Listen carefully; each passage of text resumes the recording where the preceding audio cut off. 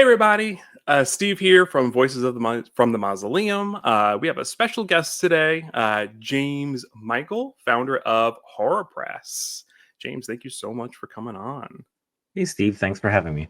Of course, of course. So we got to touch base this past week at the Brooklyn Horror Film Festival, which was fun. How many days did you do again? You're gonna put me to shame, but I was only there Friday to Sunday, but I had people there covering for the entire festival. Right, Horror Press. Yeah. I wasn't able to do every day. I think I got like four or 5 days in. It's a trek. When you're That's hard. I don't know how you do it because by Sunday I was already beat. oh, I was a zombie. If you go back and watch some of my like recap videos of just some of the films, like just dead in the eyes. I mean, people look at it like it can't be that hard, but in all reality, in basically 48 hours, I watched 7 to 8 movies, and a lot of them they started at midnight, and Yeah. it's a lot. And then when you get out, you're kind of hyped up. You don't want to go to bed. So like I usually go to bed around 2 in the morning, but during the festival, I wasn't going to bed till like 4. Yeah. Well, four is late. I think I fell asleep around like 2:30 one of the nights. And I was like, even that like set me You got set home me way. quick because I was just like a walk down the street and I was going to bed really late. Yeah, yeah. Right. Because you ended up getting a hotel just by the theater. But yeah. So before we really hop into the Brooklyn Horror Film Festival, for those that don't know, why don't you tell us a little bit about Horror Press? Sort of what's the birth origin story? Yeah, what inspired you to start it?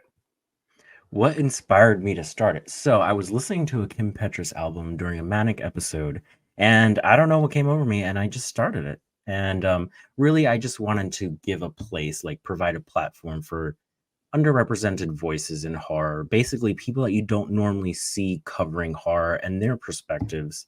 And I just was like, fuck it, let me just create that space for people. And that has been my main mission since we started January 11th of 2021. We're going to be turning 3 this year in January. Wow, congratulations! That's really awesome. Thanks. But Yeah. I think I was It's telling you during the been festival, like it almost feels like you guys have been around forever. yeah, it feels like it's been around forever, but in reality, it hasn't. And I think we're going to be hitting a solid 400 articles in by the end of December. Definitely, we are on chart for that, which is crazy. It's 200 articles a year, basically. Yeah. So, I think it's yeah. important. I love that, the way you said that you want to highlight sort of underrepresented voices in the horror community. I think within a genre, right, we can kind of get within our own silos. There could always be like kind of a singular voice. It can feel like sometimes. Definitely. And So people that fall outside of that are more or less sidelined. And the crazy thing is, it's usually people from these groups are huge horror fans. Hispanic people love, Latin people love horror. And as a Cuban, I grew up with it. I mean, my grandma would always be watching Nightmare on Elm Street, and it was a big part of my life. what drew you to horror as a kid growing up? That's a hard one. I don't know if there's something wrong with me that attracted me to these darker themes, but I think it's just the gravitational pull of the outsider that has always drawn me, even as a child. Um, I've always been drawn, like, my first horror movie probably has to be Evil Dead, which I probably saw around 3 or 4. Shortly after that, I want to say it was probably Subspecies, which is a vampire movie from Full Moon. And that movie started my lifelong attraction to the vampire subgenre and horror. And, the vampire is the big daddy of outsiders. So, Yeah, but definitely watching horror movies with my grandmother. She loved horror movies. Her favorite was Freddy. that's awesome. Yeah, big fan. I see that a lot in the horror community. Just family connection. It sort of brings people. Being scared brings people together. Yeah. um, so Evil Dead for your first one. That's pretty heavy. Is it? I always thought Evil Dead was like this campy, like dark comedy. Honestly, Interview with the Vampire had this really weird effect on me. I don't know why. It's one of the first movies that I remember seeing, which came out in the early 90s. But Mhm. I will never forget the scene where Lestat gets his throat slit. Terrified me to no end as a child. And I think for whatever reason, I think it's just because we get so attached to the character Tom Cruise as Lestat, and then seeing Claudia just slit his throat and bleed out. It was so messed up for me as a child to see something like that, because normally you see the bad guys get their asses beaten, and even though Tom Lestat is a shithead, the movie does a decent job of kind of attaching you to him, especially like as a child, and seeing him die, quote unquote, was terrifying to me. Yeah, I think, well, what is it about being terrified sort of as a kid, right? Well, because I think the reason why I kind of responded to the Evil Dead part, right, was like, because you said you were 3 or 4, and at that age I'm like, I don't know if I could like differentiate kind of um campy comedy horror versus like what was actually trying to be scary. I don't know how I did that either, honestly. Evil Dead did scare me to an extent because we had like a little tiny cabin in the woods in the Poconos. I'm from New Jersey. Hmm. So I always related Evil Dead to that cabin. Fair And enough. it was maybe like the weird dancing and the dialogue. It always seemed, maybe I'm misremembering and it was Evil Dead 2. I'm not sure. But that movie just, it never struck me as overly serious. Like on one moment, she's possessed and she's causing mayhem, and then on the next moment she's dancing out in the woods, and you don't know if you're supposed to laugh or be scared. Right, right. So I mean, I guess on some level, right? I mean, well, kids are smarter than we give them credit for, right? So I guess on that level, you can kind of sort of tell the the humor that's being translated, right? But you You bring know up what? Interview with a Vampire, where Mhm. vampires sort of like your creature, sort of growing up. Absolutely. I was okay. So the first Halloween I remember, I was a Teenage Mutant Ninja Turtle, complete with a garbage can lid as my shell. But after Awful. that, after that, I was straight up Dracula for like 10 years. I I was Dracula for like 10 years, obsessed. Um, it just the obsession only grew with time. Um, so yeah, I don't know. I between Subspecies, which I loved, I don't know if you've ever seen it. It's kind of like I not a actually very haven't. I've mainstream. heard of it, but I haven't. So they recently released like a sequel finally after like years and years and years, Wow. but it's a Full Moon Productions movie starring Radu, who is this insane vampire who is obsessed with this like bloodstone, which is basically a vampire ring pop that he like suckles on. And That's awesome.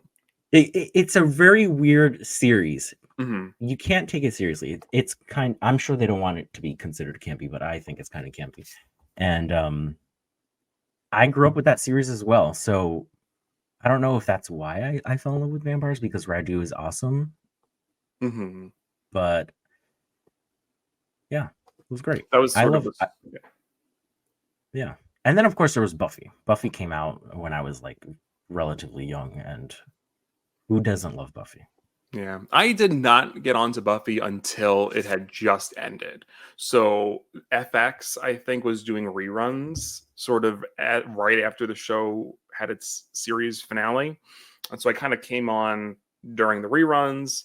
The Chosen collection had just come out. Like the show ended, they kind of came out with this DVD set, and sort of like just having seen a handful of episodes, I was like, I want to watch the whole thing. So I just dove in like whatever my summer job, whatever money I had saved, bought that set and kind of fell in love I from there. mean, it's such a good series. I want to say, and of course, again, my sense of time is completely off, but I think it started when I was in maybe second or third grade on the WB. And I don't know, that's when my love affair started with that series. And I don't think I've ever enjoyed a TV show as much as Buffy. It's just It's so hard to good. compare. I always say it's one of my favorites, but then I'm always like, I really love Haunting of Hill House, so that's sort of like my other kind of what I would put as like a top. But that's sort of my go-to. I have you ever read the comics? Yes and no. I've tried to get into some of the comics, and they're so weird that I never really get very far. I keep somewhat like some tabs on the comics just for like the plot line, and I know that there's like an Audible series that just came out that continues the storyline that is Mhm. getting like very good reviews. But no, I haven't. I don't possess all the comics or know everything about it. Just basically the TV series and the video games. Never played the video games. I've read so the original comic series that starts season 8 is really weird, which is I think maybe that's maybe what you're thinking of. Like the whole Twilight storyline is so bizarre. They were like, Yeah, we don't have a budget.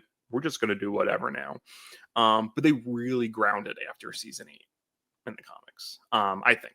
I think they do a pretty good job at sort of bringing it back to what made the show special. I haven't been reading the new ones though. The Boom comics. They like I heard remake. like at some point like magic was just completely like severed and it just ceases to exist or something like that. That's the finale of season 8. It's sort of Willow or Yeah, Buffy. that's One of when them. I just tuned out. I was like, Yeah, bye. they break this the seed or whatever of magic, and they cut magic off. So then there's this whole like feral vampire arc, which is pretty fun. It's this idea of like they're sort of cut off from their soul. So like vampires aren't being sired the way that they normally are because of this cut off from magic. So it kind of creates this other sort of big bad. It goes in really cool places. There's a whole pregnancy storyline that is really interesting. And they bring back like the Hoffren and Really? elements of the, yeah. He Wow. becomes I mean spoiler, I don't know if you're but he becomes like a big bad at one point.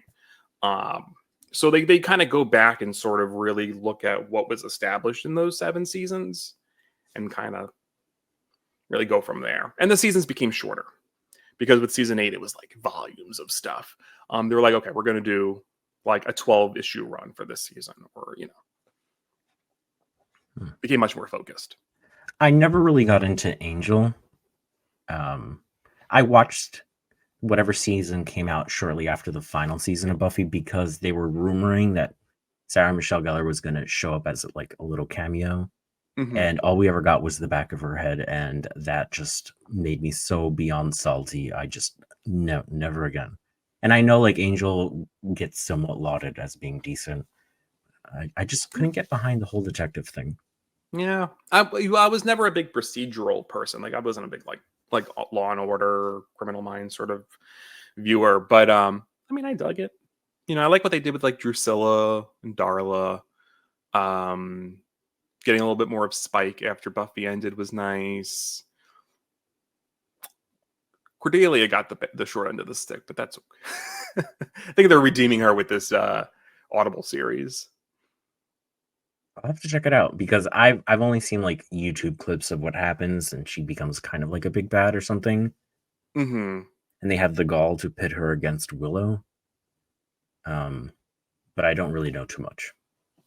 Becomes this weird sort of like again pregnancy thing, and it's a whole. I won't spoil much. Also, slash, it's been a minute since I watched it, so I don't know all the I mean, details. me too. Me too. Um, but so let's talk about Brooklyn Horror Festival. How did Horror Press ended up getting involved with the festival? Because they are in, I think it was just their 8th year this year. Yeah, so we wound up sponsoring them last year. Last year was our first year working with them, and also the first year really that I ever went to a film festival myself.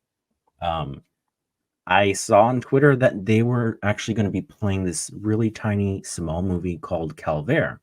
And I immediately got very excited because I saw this movie years and years and years ago. I don't know how I found it, just me being a weirdo searching up and buying random DVDs that are like region unlocked, or maybe this wasn't region unlocked and I just had a special DVD player that can play it. And they were playing it, and immediately I was like, I need to see this movie on the big screen. And then that kind of led me down this little rabbit hole of how Brooklyn Horror works to bring a lot of these more niche movies that don't get to be seen on the big screen onto the big screen. And I reached out and I was just like, hey, how can I, help you guys continue to promote your event? And I don't know. The rest is history. This year, I know they did a lot of Japanese Hmm. type horror, but specifically Calvaire is what did it. And if anyone hasn't seen it and you're into French Extremity, definitely check it out. French Extremity is like my jam. So I was very excited to see some of their picks last year. Yeah, well, what I love is that every year there seems to be a theme, right? That they kind of go with. And last year being the French Extremity, and then this year being the Japanese theme. And last year was the first year that I was there, because I think we briefly saw each other last year. I think it was a kind Yeah, of a quick high and by moment. But I do love this score. Well, this kind of goes back to what you were saying with is like kind of horror press's um mission of sort of highlighting kind of either underrepresented stories or things that people don't really perspectives that people aren't necessarily tuned into per se, whether it's not seeing foreign films or like I know there's a big queer focus at Brooklyn Horror Film Festival, which is that's the nice other to thing see. that they do that's really fun is they always have like a sidebar that focuses on like LGBTQIA Right. voices and all that. And they do a very good job of lifting those voices. I know this year we actually specifically presented the Slade sidebar, which was really cool. So if you were there, you got to get our little pride stickers.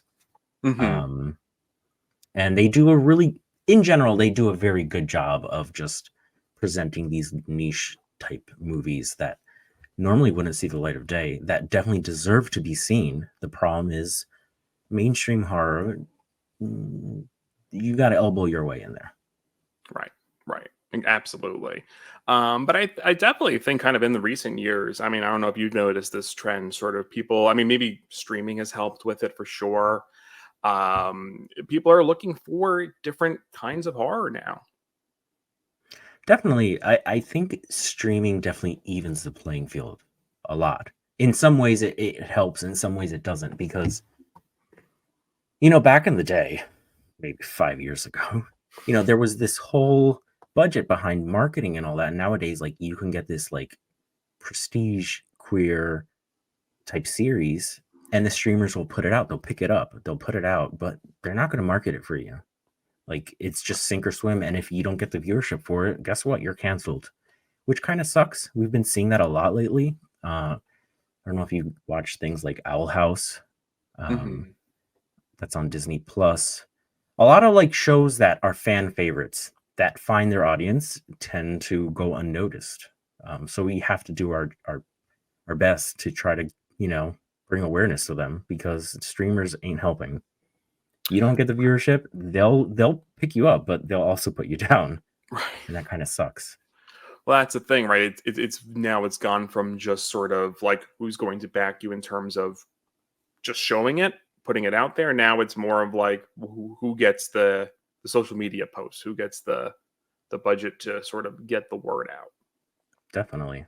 Yeah. Um, and it's weird because a lot of things that you think are popular because they're like popular in your specific social circles online may not be very popular. Like to me, the biggest mistake Netflix ever committed was canceling Christine McConnell's show.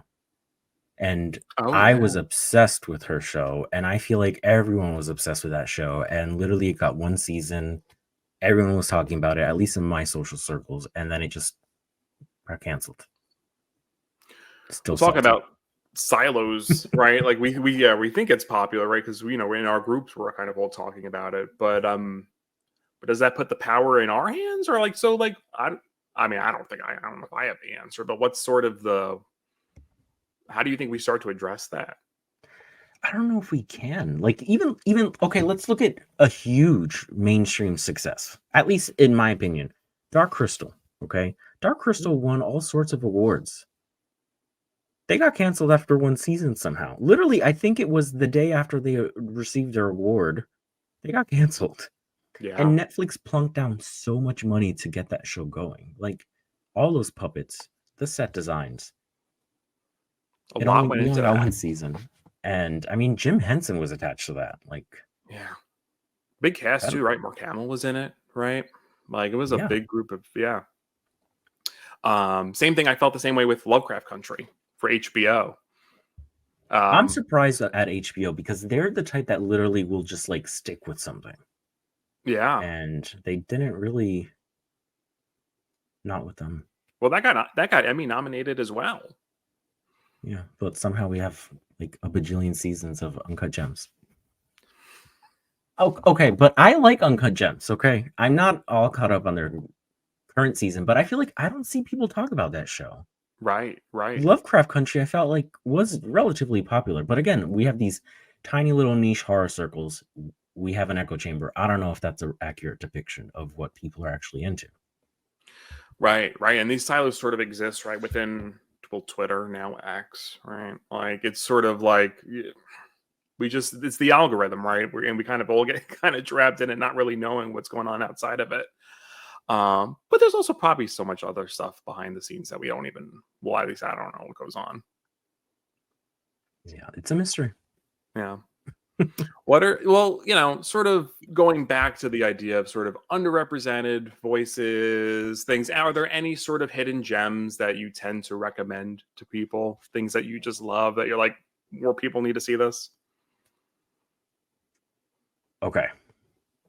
So, my first movie that I will scream about to anyone that will listen to me, and we're almost on the cusp of the season. Christmas movies, holiday movies. If you have not seen this movie, you must see it. It's called Dial Code Santa, or it can go by Deadly Games. And it's this, I want to say, 1988 French horror movie that takes place in a mansion in France. And Hmm. basically, it's Home Alone, but with a killer Santa instead of burglars. And this That's movie does not pull punches.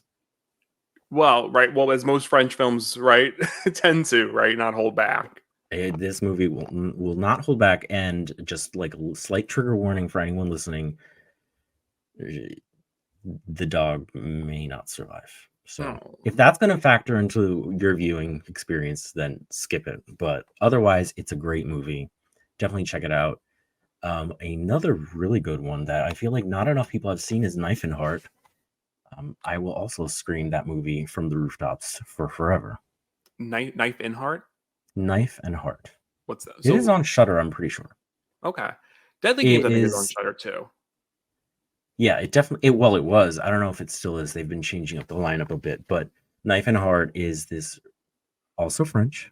It's Hmm. this French giallo, very lesbian queer movie, where the owner who runs a porn a porn movie type place, um her boys are getting slowly murdered by a dildo knife wielding villain. That's awesome.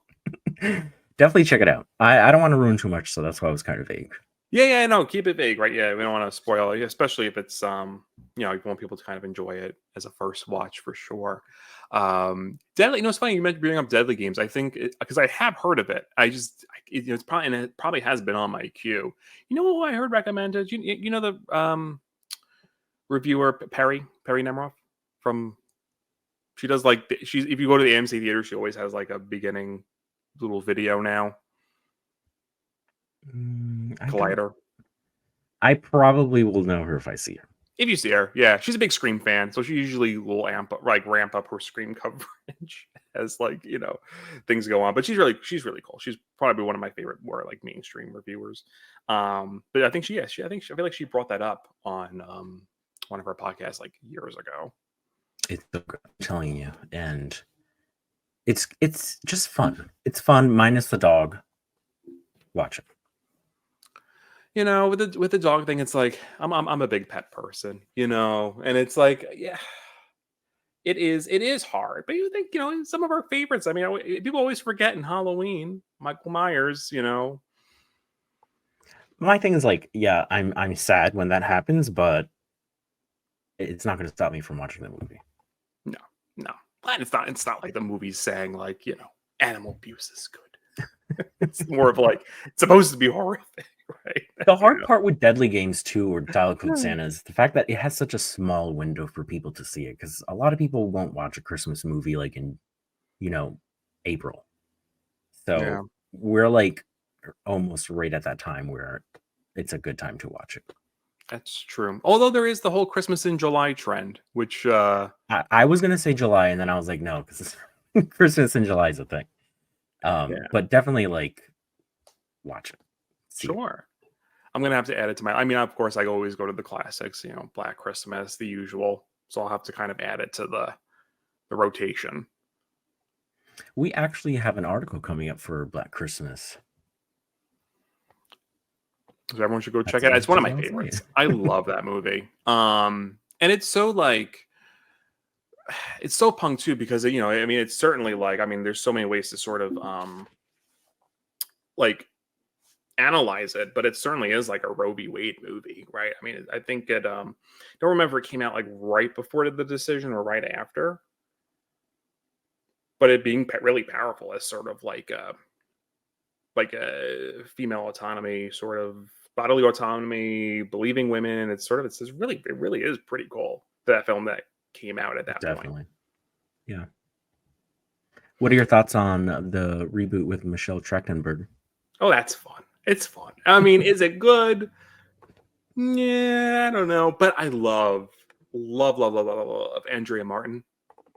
Yeah. I will watch anything that she's in. The fact that she's in the original and now she's the house mother in that one. Of course, I love Michelle Trachtenberg and well, who's else? Katie Cassidy's in that. Oh my God, Gretchen Wieners. I always forget her name. She's in that? Lacey Chabert, yeah. Oh my God. I need to rewatch that now. It's I mean, that cast That was movie, like, I think, got unfairly treated. definitely. I mean, like, To be fair, like when it first came out, I also was like a little unfair towards it just because of, you know, Dawn, aka the Key from Buffy. But I feel like I moved on from that. were you not a fan of Dawn? And No, I was not. I was not. I know a lot of people were it. But again, But I also, never think maybe, hated her. yeah. So Well, you watched it kind of as it was happening, right? And I feel like maybe that I don't know if me coming to Buffy sort of like at the end and it sort of all happened, like just me watching through it all at once. Like I had seen, I think like the first episode I saw was like from season 6. So like she was already there. So I kind of knew she was coming. I will never forget the first episode she comes out in. And it was like a totally normal episode. And at the very end, it's like this is my sister. And I was like, what? Yeah. Like, I did not see that coming at all because there was no real, like, yeah, we had internet back then, but not something that, you know, you get things spoiled for you months in advance nowadays. Yeah. That was a complete blindside. Oh, I try to avoid spoilers as much as I can. I mean, even it's hard these days, right?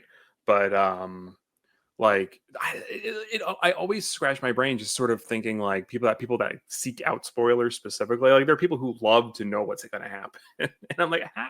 Like, I don't know. I feel like that kind of takes some of the suspense out. I feel like I read so much shit online that even if it is spoiled for me, it just goes right over my head and I don't notice it. So it's sort of the impossible. Like, opposite. at least running Horror Press and the Twitter account and all that, I come across so much garbage and I can't mute things. Like, I need to see them as they're coming. So I've just developed these brain tools to just like skim through it and not really, maybe it's disassociating. Who knows? Just to read through it and not like let it register because I would be cut off from everything and I can't allow that. Yeah. I think there's certain things like I know Angel, like she's a big fan of Five Nights at Freddy's, so she's been doing like her absolute best to just avoid everything, trailers, teasers, going in absolutely blind. And I've sort of been like, if anything, I think I might have did a little reaction to the trailer, maybe.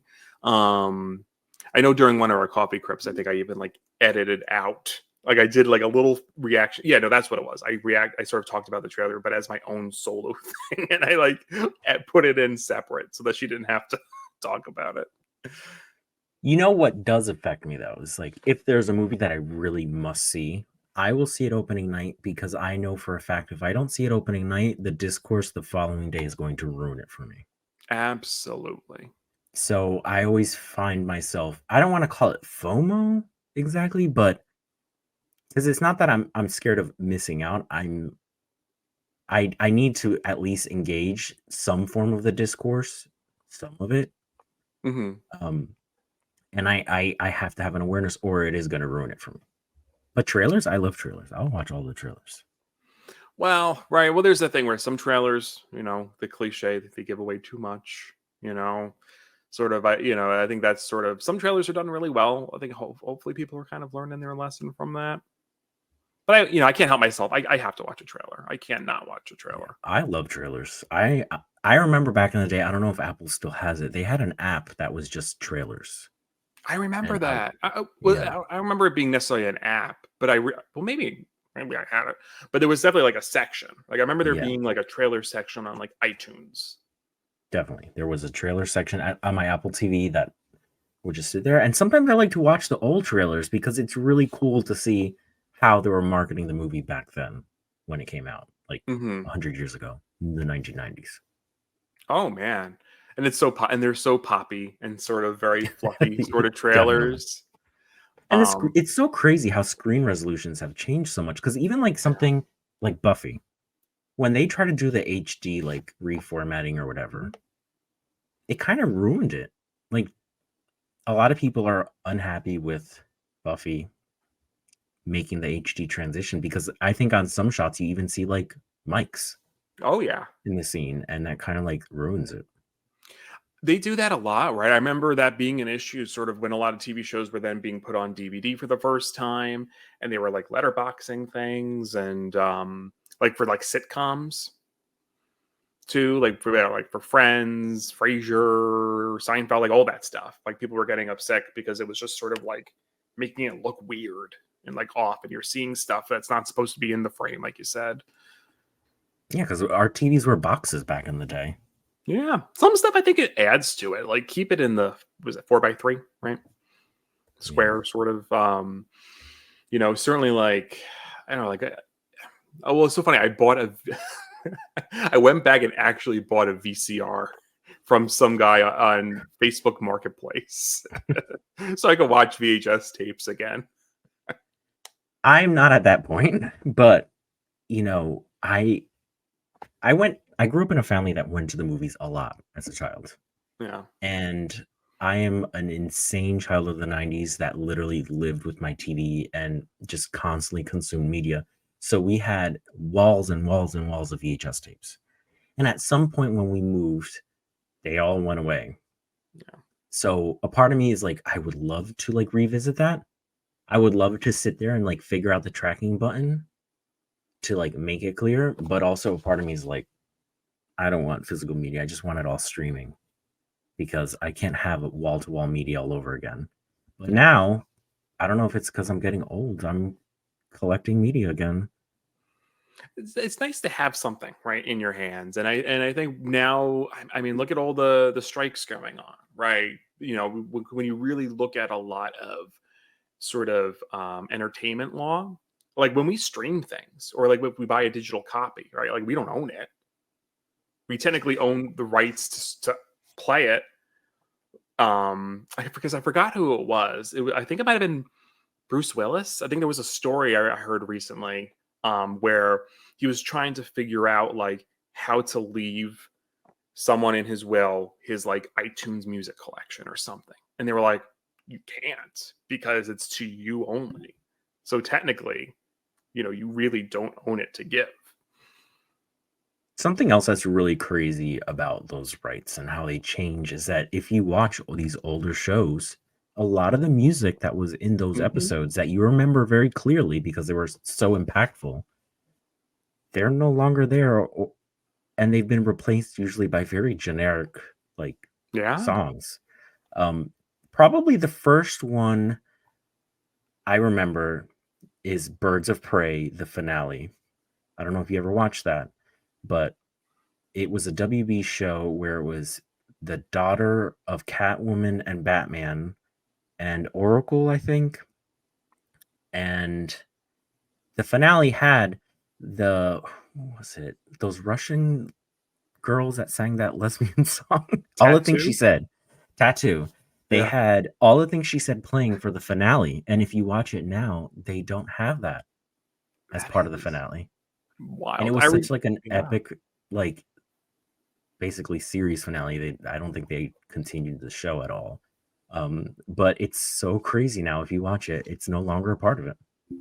that is. You know what is funny? I do remember that with 90210 when they put those back on DVD.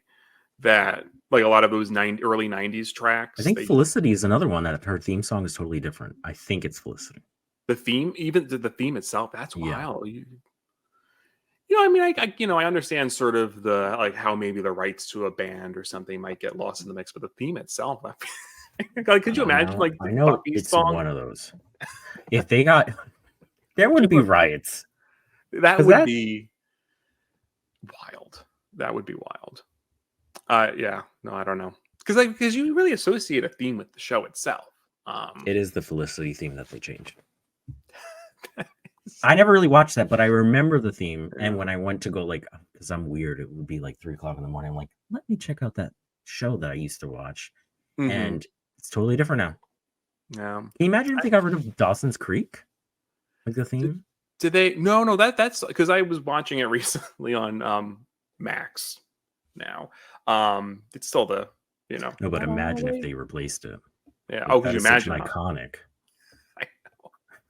I yeah, I think they certainly now. I think with like right with the writer strike and everything kind of moving forward. I don't know all the details in terms of like. Well, that doesn't necessarily matter with music, but I think it's certainly going to change the way those sorts of contracts, right, are getting written in the future. Yeah. Not sure how we got on contract law. I don't know either. My brain, sorry. A huge well, me and Angel laugh digression. all the time. We go on tangents like it's no one's business. And I part of the fact that I'm dragging you along makes me feel like it's my fault. Like No, it needed to be discussed. it does need to be discussed because I think people need to be aware of those issues, especially as media consumers, right? Yeah. Um, oh, we were talking about collecting physical media. That's why. And I Oh was, yeah. and but yeah, so I've kind of gone back to it myself too. But I really sort of are focused. I'm focusing mainly on getting horror. I get like steel books if I really want it, or like 4K special editions. Like I'm kind of really just focusing in on what I want again, rather than buying everything again. I'm similar. Like it's gotten to the point where I'm very consciously aware of what I'm buying, and I'll only buy it if it's special enough.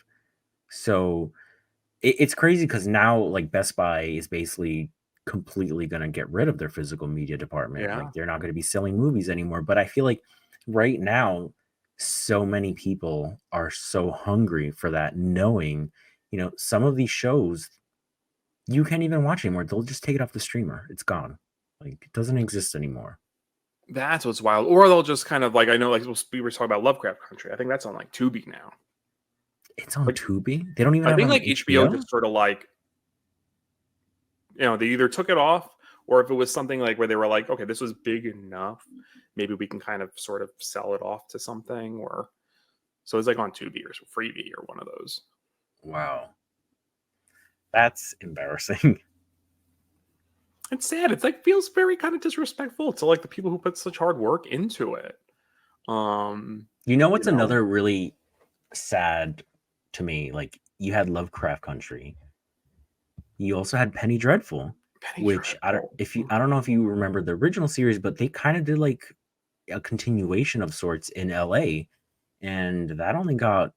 I don't think they finished this. Did they finish the I think season? it just got the one season. I didn't. I watched the original, the 3 seasons I with Ava Green, but I didn't watch the. I loved that original series. I can't tell you what it was about, but I watched every episode.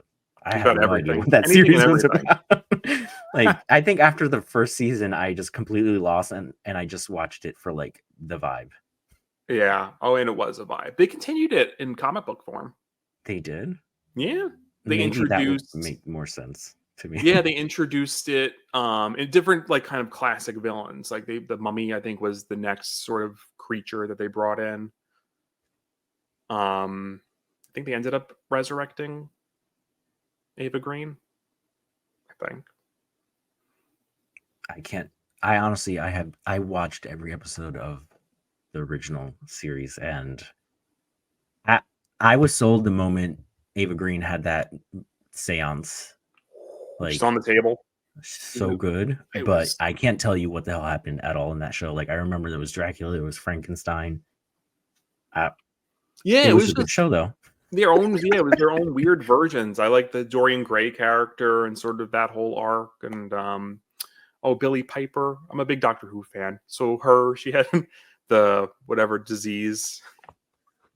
Yeah, it She was a great called it show. I don't know what happened, but it was a great show.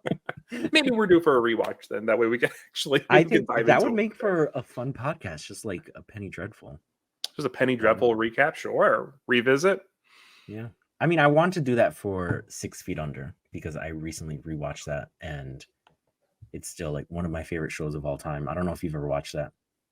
I never finished it.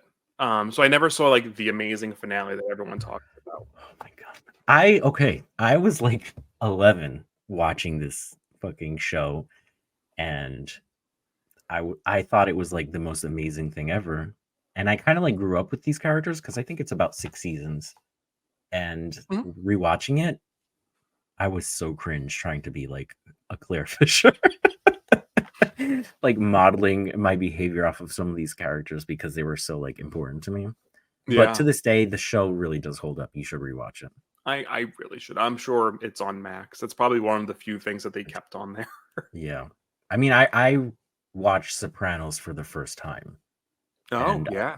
I thought it was really good. And then I was like, why not just rewatch 6 Feet Under? And I did, and definitely worth it if you Mhm. can. I think The Sopranos was Gaga's acting debut. Was it? Very brief. It's so brief. She's like one of Meadows' friends, and they're like in the pool. She's like on the bleachers. Oh wow. Yeah. She must have been really young. I mean, yeah, this is like teen Stephanie Germanata. Like this is like, way before Gaga and Lady Starlight, right? Whatever that was like her partner, right? Way before that. Speaking of spoilers, like I remember Sopranos got completely spoiled for me because everyone was talking about that finale, and I still Yeah. watched it and enjoyed it. So That was a cultural moment. I mean, when we talk about like early cultural moments, like kind of before going viral was a thing and sort of like just trending and all, like that was huge. Like they made fun of that on like the Emmys, and I think Family Guy did it. Like everyone like sort of hopped on talking about that finale.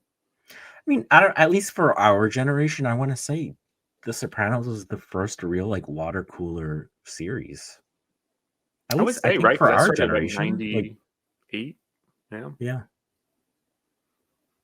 What Definitely. I else was was like, there yeah. before that? Like, Sopranos, well, Sex in the City would be about the same time. but was Sex in the City that level of prestige like HBO, like Sopranos? Because I think Sex in the City was popular, but I don't think it had the prestige that Sopranos did.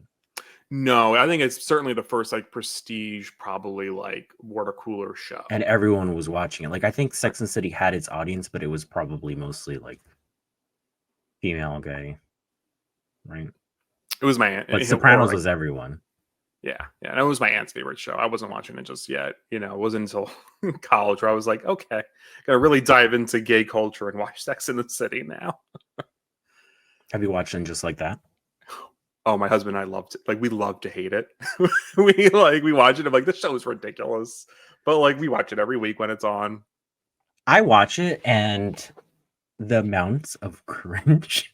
I It's think that's intentional. I think it's intentional. It's supposed to be very like ridiculous and over the top. And for that reason, I'm there for the ride.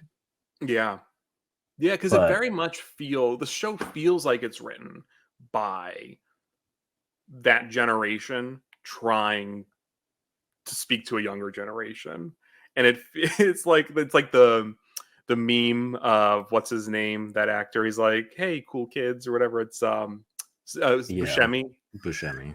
It's like just like, yeah, it's an But I mean, actualization of that meme. it's a fun, ridiculous show. Yeah.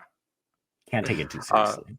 oh yeah, yeah, yeah. I mean, I feel like we bring up like Che Diaz just as an inside joke all the time. My husband and I will just be like, you know, it's so great. Who do you dislike more, Che Diaz or Miranda? Who do we dislike more? Um, You can't I talk think. about this on Twitter. You'll be like labeled as a fucking like homophobic hater. Well, I don't It's think I hate. homophobic to dislike Che Diaz, regardless. Well, I don't like. I don't hate Che Diaz. It's just. But what I do love, what I will say, is from going from season 1 to season 2.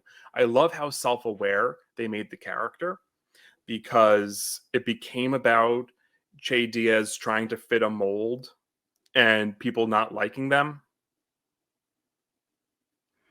My biggest problem with Che Diaz.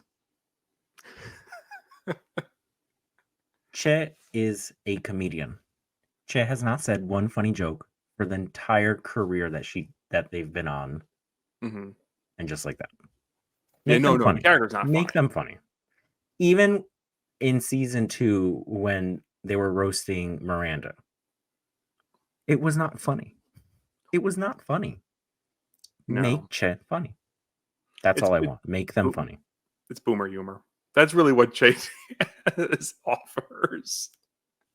No And I shade to get boomer. it. Like, I love the representation, but just make them funny. That's all. If they're Yeah, a comedian, make them a funny comedian. absolutely. Well, that's something that my husband and I will talk about. It's like I think the representation is fantastic across the board, right? More characters of color, non-binary characters. Like it's great. But it's also I feel like the show is spreading itself then by adding so many characters. Well, they can't Um, even like meet for brunch unless they get like a fucking hall. it like it's losing the heart of like what makes Sex in the City so great is like a core group of people who brunch all the time, talk about their sex lives. We're way off the way off the horror at this point, but Well, I don't know if you want to rein it back in, but I was going to be like, what did you think about the Kim Cattrall cameo? I mean, I think it's about as what you would expect from just like that, you know. I hope maybe there's more in the future. Just maybe it bodes well if because I think it got a season 3. It definitely did. They I would think be silly because for everyone that hates it still watches it, and everyone that loves it watches it.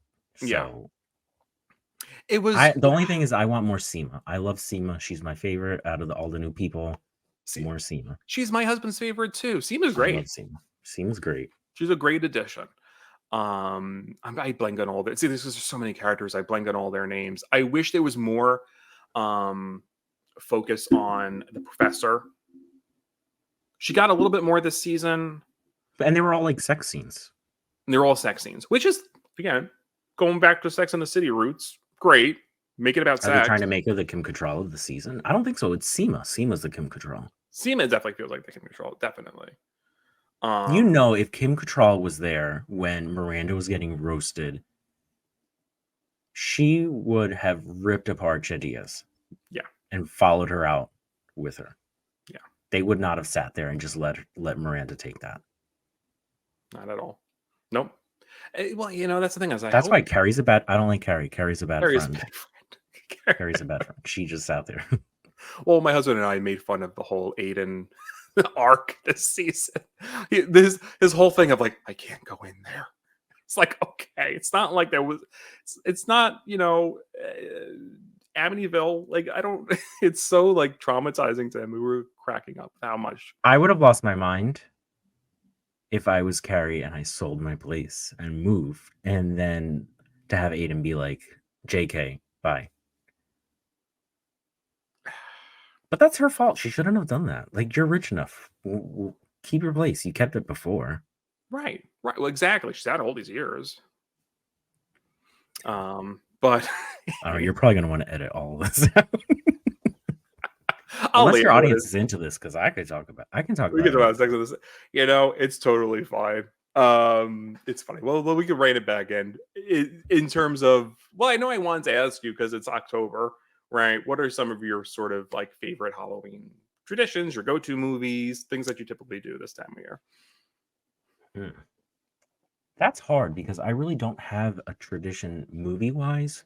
I do my best to go to haunted attractions. Um, so my birthday falls at the end of September. So I Mhm. usually go to Orlando for Halloween Horror Nights in Florida.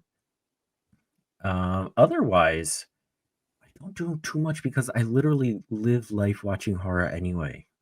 I Um, know. For us, every every day is article that Halloween. basically gets submitted to me, I do my best to watch the movie because it feels weird editing an article if I haven't seen the movie. Like Yeah. there's some movies that I can't do that for because they're screeners or I don't have the time and they're brand new and they're in theaters. But I've been meaning to watch the new Creep Show. I usually watch that during Halloween. Um, all the OG Creep shows and Dragula. I love Dragula. Oh yeah. That's coming out on actual Halloween this year. New season starts on Halloween. That's cool. I'm Yeah, not do you caught up watch on Creep Dragula? Show yet, unfortunately. It's weird Dragon. that Creepshow was released all in one big chunk this year. Yeah. Yeah, because they didn't do that. I think every season before this has been weekly, right? Yeah. It's Yeah. weird because if you have cable, it's still coming out weekly for you. But if you have Shudder or AMC, you get all of it all at once. Get the whole season. Wow. Yeah, I don't know why they did that. Well, a lot of the early, well, that AMC does that sort of early, not that quite early for all their stuff, right? But like Walking Dead or any of like their regular weekly shows, you can see the episodes like whatever it is, 2-3 days early if you have the plus subscription. So that seems to be part of their shtick is like putting things out early if you pay for like a premium version. Speaking of The Walking Dead, did you ever watch that? Yeah. So I had a love hate with Walking Dead for a long time, I feel like and everyone did. everyone did. But what ended up happening was my son was born June of 22. I'm on family leave for a few months. I'm home, and I was just like, because he was at the stage where like you have to wake up every 3 hours to feed him. And I'm just like, it's like midnight. I'm like, what? I'm like, what am I watching? I decided I was on Netflix, and it was like Walking Dead just showed up, and I'm like, I'm gonna watch it from the beginning. Amazing as a binge watch.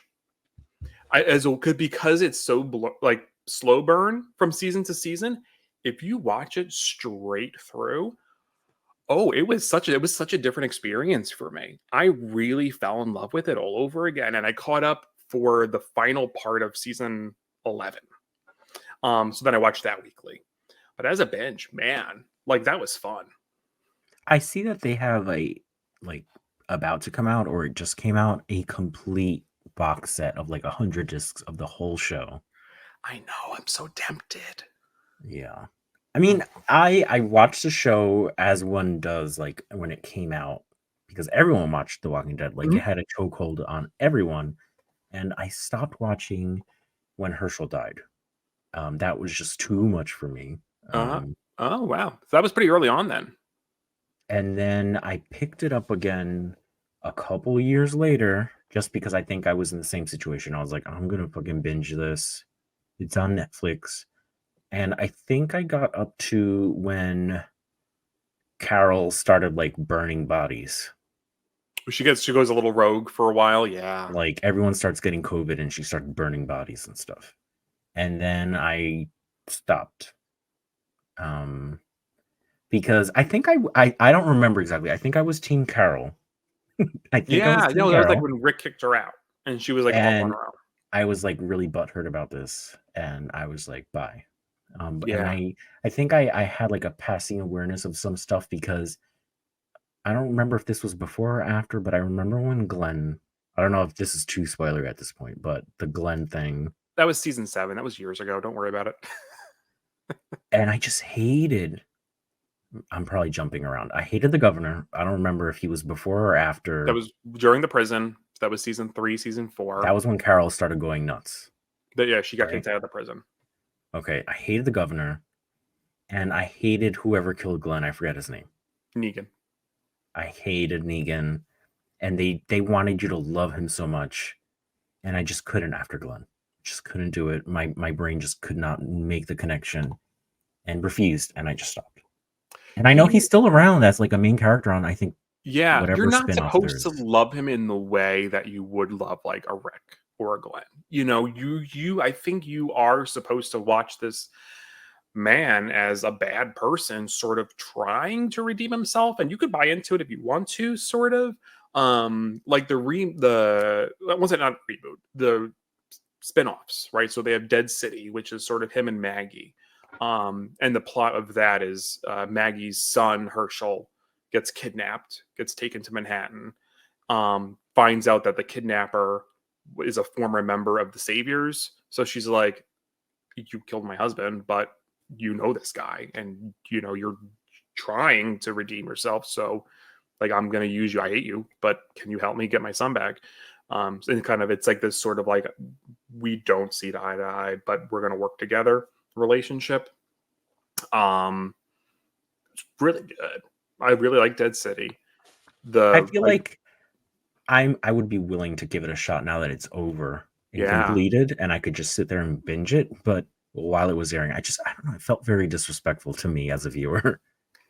I think a lot It of just people felt that way. You know, I'm not gonna discredit that. I think it's totally like you feel how you feel. We get attached to these characters, right? So when things happen, it's like, oh, you know, and it's like an endurance test, basically. Like the show just lasted forever, 11 and you would get seasons. attached to these characters, and they would just go.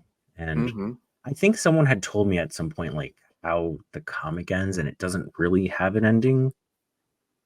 So I just felt like it was just An open I just ending. stopped.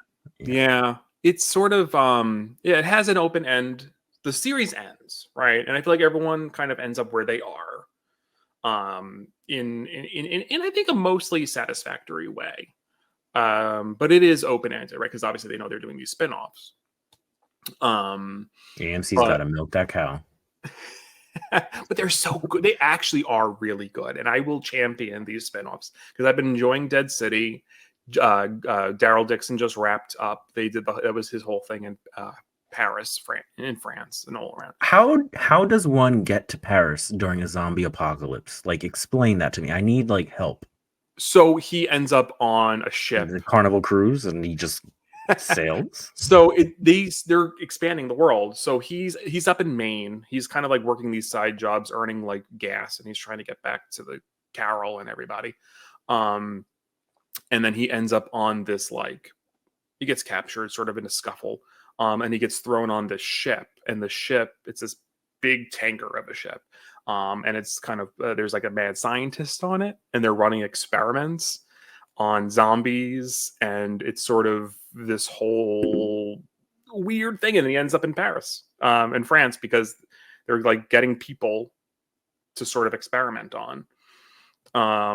He kind of fights back and kind of washes ashore, but that's how he ends up there. Weird. Because you get this whole like French government thing, like because what's cool is you're getting a different perspective, right? Like you're seeing like the French countryside and sort of like people trying to rebuild like France and like a new French government. It goes in totally wild directions, and like and the whole zombie experiments is like new for The Walking Dead. So that's they're finding ways to make it fresh again. I'm definitely gonna check it out. For some reason, my brain always ties The Walking Dead to The Strain, and Which I never watched. That was on FX, right?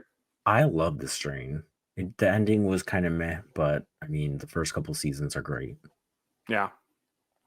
That Vampire one show. I know is streaming somewhere. There was that show, It and should be then Netflix, probably. yeah, because there was that one, and then there was the alien invasion one that I've been wanting to Falling Skies. I think that's something that I always wanted to check out. I don't know. I heard that was like generally a good. People liked it. I haven't watched it. Aliens are like my only real kryptonite. So Oh, like sci-fi, like alien horror, not your no no. aliens scare the shit out of me. Aliens are scary. So you haven't watched No One Will Save You?